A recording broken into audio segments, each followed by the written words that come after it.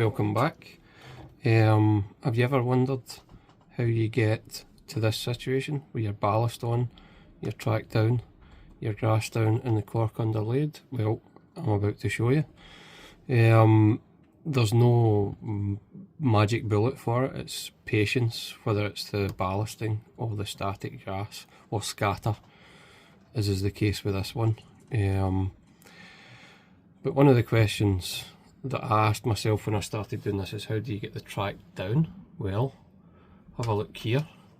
You're going to see a little hole right here, and you need some of these little track pins from Hornby. It's about £3 for a bag. You get plenty in it.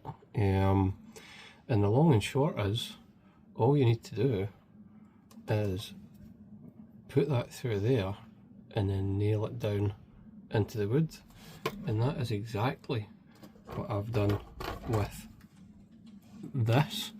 Now the cork itself, you know, does it merit a video to show you how to lay cork under something?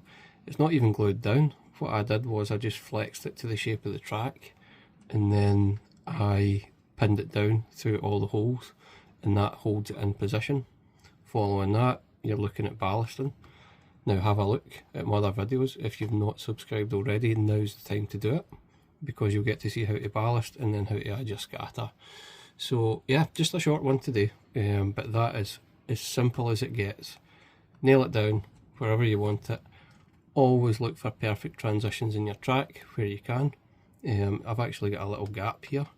That was in my more amateur days, but there's nothing I can do about it now unless I want to rip it all up. But anyway, subscribe for more.